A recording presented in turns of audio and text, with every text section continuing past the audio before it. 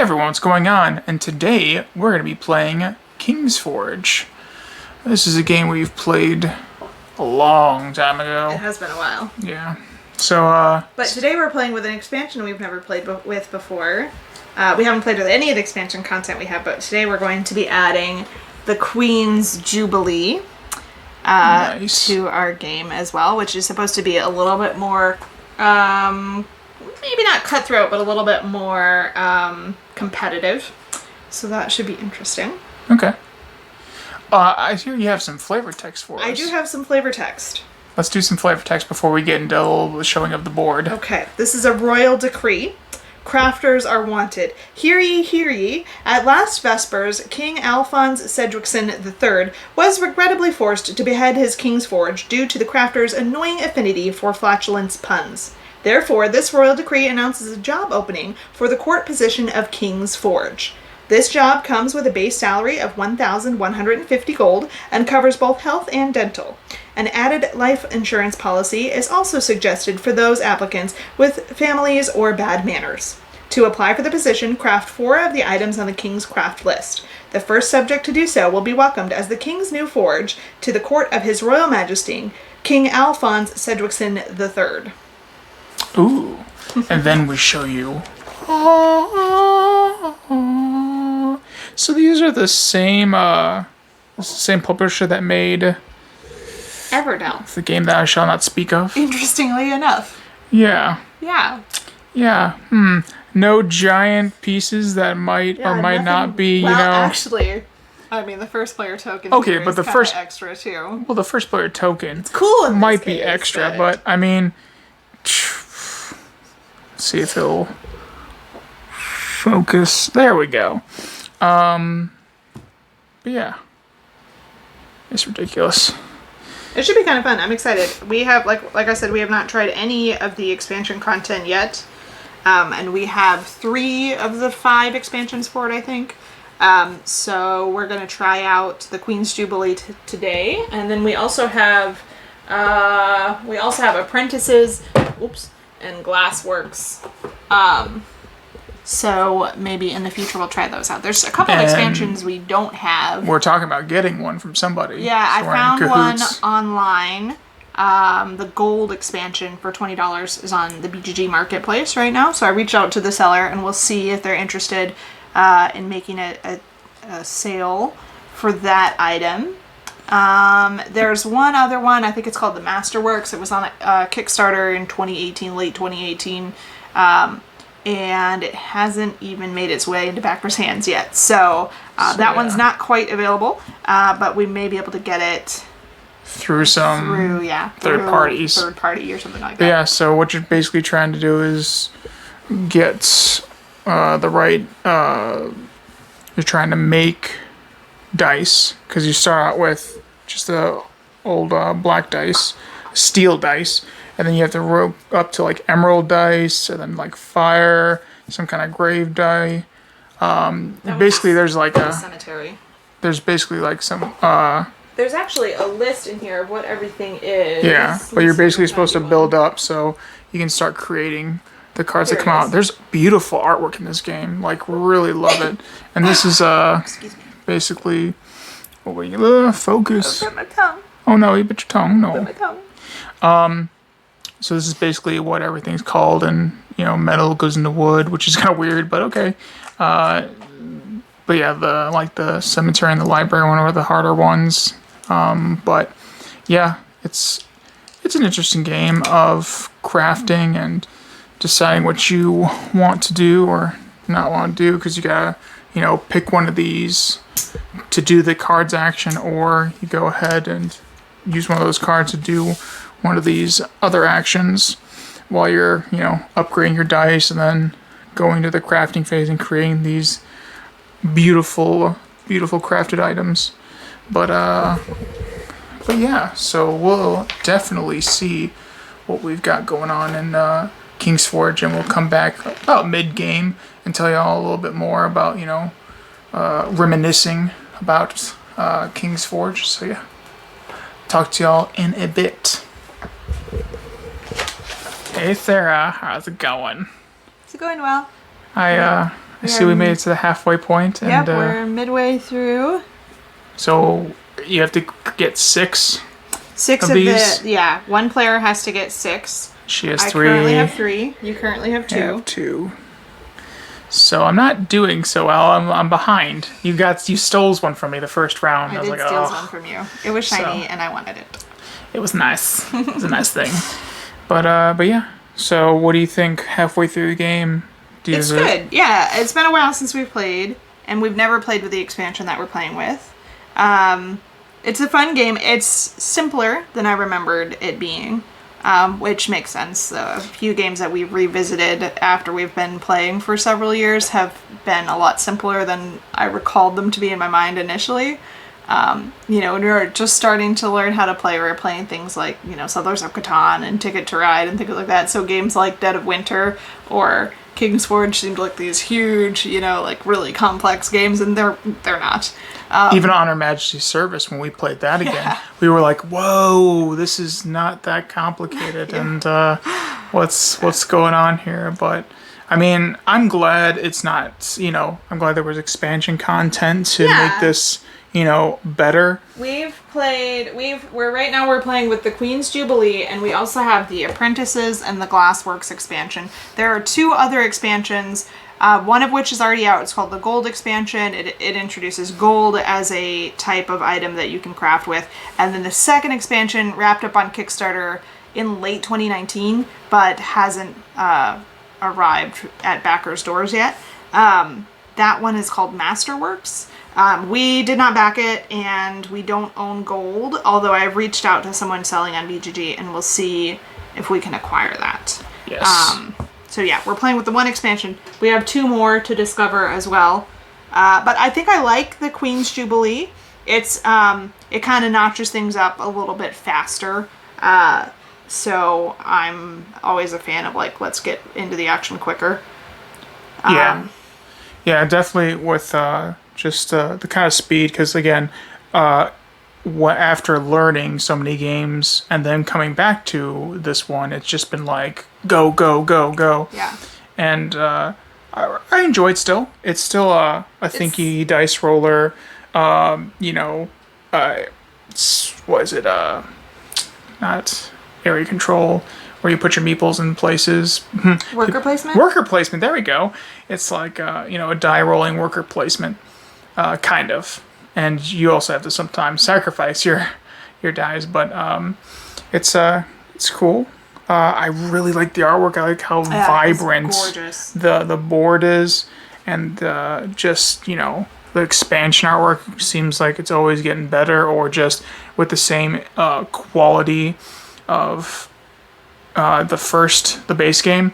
And also, what was I gonna say? The materials, whatever materials they use, they are in that kind of way. If they use a blue dye, they'll have some blue to it. Like the glass dye, yeah, they have sparkles. They actually have sparkles inside the dye. I don't know if you can see that or not. Well, those are the magic. I don't think those are even the glass. Oh, yeah, you're right. Sorry, these are the magic dye. But the glass dye are actually for the Glassworks expansion, they're actually these opaque, clear. They're still in the box or the bag, but you see, they actually look kind of like That's just a bunch glass. of more additional content that we haven't even dove in yet, which is exciting because I'm really liking how simple. It's kind of daunting to Yeah, think. it is kind of simple. Coming back to a game, you're like, oh man, I hope it's not as complicated as I thought it was when I was playing it way back when. But it's not that case, and recommend it to people that are upstep in their game, or even want just a pretty die roller. And If you like Sagrada, I would try this. Yeah, If I were you. all right, well, let's go and keep playing until we get to the end game, and it looks like you're ahead, and we'll see if that sticks. And yep, bye. Hello, Sarah, Queen of Keyforge, or no. King's Forge. Oh boy, I am the new King's Forge. I am not the queen. King. Careful now, you're gonna get me beheaded before I'm gonna get beheaded. They're gonna be like, you Jester, loser of the King's Forge. Pretty things that I forged for the king. I've got some fireworks. Look at their faces. Samurai sword. pretty little trinket.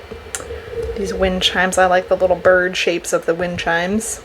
A magic box, and a well-tempered clavier, which to me it just looks like a piano. And then let me go ahead and show you what I made. Someone that's into dragons and hair products, you know, that girl from Game of Thrones, she would have Isn't been. it a throne? Yeah, the girl from Game of Thrones would have been a premier, a favorite client, because it's the Prince's Dragon Throne, the jeweled hairpin, and the dragon kite. Okay, yeah. She would have been like my go-to customer. She'd be like, "I like what you do with dragons. I like dragons. So let's The dragon kite looks like it would be fun to fly. yeah." And the jeweled hairpin is lovely. But yeah, so I lost pretty hard. So you're supposed to have. She has 6 to my 3. She stole what? Not once, but twice. I think I stole from you twice, yeah. And you had a lot more dice than me. I just Yeah. This was Yeah, these are the that dice was- that I ended with. and that was like what I ended with. So there was something I played badly. That's basically. We're gonna play again. We're gonna play again, but like I feel like I just have played like pretty bad in this game. In this one. In this round of the game. I think you definitely played suboptimally, but I'm not entirely willing to say that like it wasn't entirely the fault of the game that you didn't do You mean as fault well. of the player? No, fault of the game. Okay. I'm not willing to say that it was entirely your fault Oh yeah, that yeah, you yeah. didn't play well. So we're gonna try again. I guess because there was something that we were like, We're gonna try again, and we're just gonna see if like. I mean, I was the first. Who was the first player? I was the first player. You were the first player. Okay, so you did have first player advantage. I don't Yeah. know. I don't know. I'm not 100% willing to just be like. Nick played badly. Nick, get good. I don't think you played super well, but I also don't know that like you should have lost as badly as you did. Well- it wasn't like you were like brain dead while you were playing. So I No, feel like I that don't. wasn't a very sensitive thing to say. Sorry. I just. Very pretty know. game. We're gonna see. yeah. We're gonna try again with maybe some different content, and we'll see how we feel about Yeah. it. It is lovely though. It is lovely, and we might just come back for like another like maybe a little bit of another quick end credit and be like, Nick played terribly again, Or maybe we'll be like, Sarah played terribly this time. or Nick played less terribly, so we could go with that too. I am now more experienced, so in a lot of first time game gameplays in a brand new board game or a game you haven't played in a while, maybe you I feel don't like play the best. I actually do pretty well my first time playing games that are new to me. But then after that, I like my performance goes down the next several times that I play. I feel as though that I don't really play the best. Or maybe I play better because I'm trying to like pay attention to all the rules.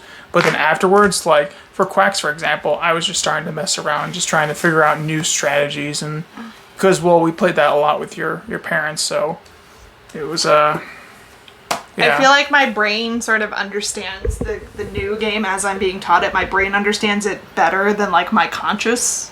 But you need that like Self second does? game to really start. No, so then I do really well the first time I play a game because my brain understands how to do it and I don't like consciously recognize that well enough to get in my own way. But then when I know a game better, my subconscious is overridden by my consciousness. So then I'm like, oh, I'm actually going to do this instead when my subconscious is like, oh, you should have done this other thing. So I feel like I get in my own way once I played a game at least once, then I start to get in my own way and I don't do as well. Okay. So we'll see if that happens the second time around. Yeah, we'll definitely try this again. But again, recommend it for people that go ahead and like dice. Dice chucking- drafting and Well, worker placement, I would yeah, say. chucking dice. Yeah, and that was evolution one of thing. dice. That was one thing that, yeah, like, what is that called? When you upgrade, like, so a lot of the game is like, take this die and turn it into this die, and then turn in 2 of those die and make them one of these die. Yeah, kind of thing. like Century Spice Road. Yeah. That like I really enjoy There's gotta that. be a name for that kind of mechanic. Yeah, it's probably in Engelstein's book. Oh, I'm sure. tabletop game design. It was nice to, like, you just had like a bunch of die and you would just kind of like touch them and be like, oh, look at all these pretty die I have. Yeah, So you like take that was, you take all your die when you're going to go craft something. Yeah. You're like, look at all these like, pretty ooh, look at all these things. pretty Yeah. dice, and then So you're that- like, oh. Like people who are like the dice, what do they call that in D&D when you like hoard your dice and you have like your little like treasure chest full of die. I think that's a think dice your dice hoarding. dice maybe. hoarding. Yeah. So yeah, I guess dice hoarders would probably really enjoy Correct us it. if you we're don't wrong, mind. and yeah, if you if we're not right, tell us what is the right terminology for that. Yeah. The only thing is, all of these are standard 6-sided die. Although I noticed in the Glassverse expansion there are a couple of D8s in here, so I don't know what those are for yet, but yeah, we'll see. All right. Well, we will get back to you guys next time. Toodles. All right. We have the 2-time King Forge Queen. no, King's Forge. King's Forge. Forge. Don't want to get beheaded or anything. Oh, jeez. But, so It it's was much closer this game, though. not the game. It's me. It was much closer this time, though. Yeah, but so we changed up a few things, and we got the apprentices involved. Yeah, And- we're playing with the Apprentices expansion. And it brought counterfeiting in, which I thought was kind of cool. But it also brought in some more characters that got special abilities. Sarah wants to show you. Oh my gosh. Don't give you like motion sickness or anything, but so at the start of the game, 6 of these apprentices were made available, Well, 3 were face up and 3 were face down.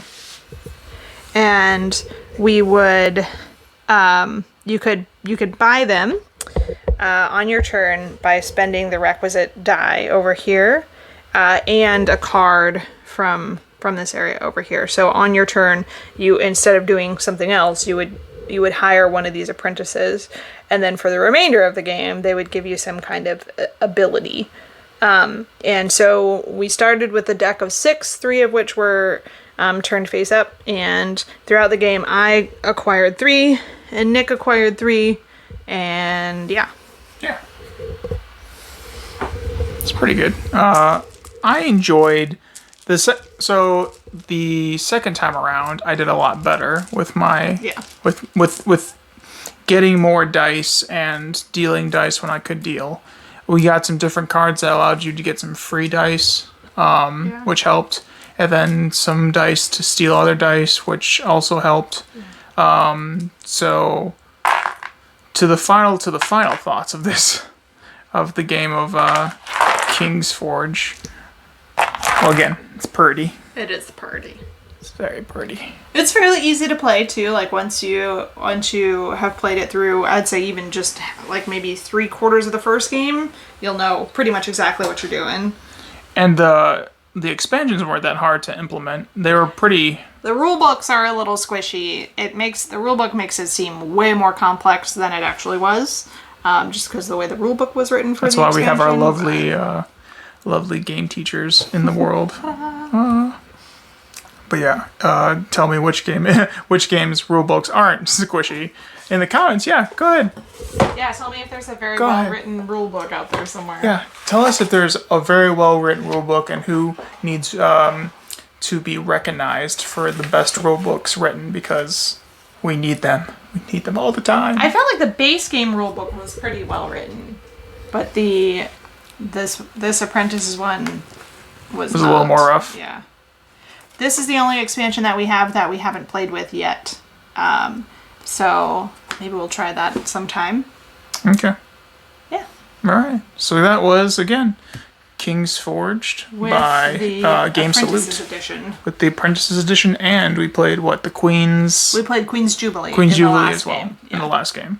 But yeah, so I hope you all enjoyed this little board game vlog of King's Forge. See you guys next time.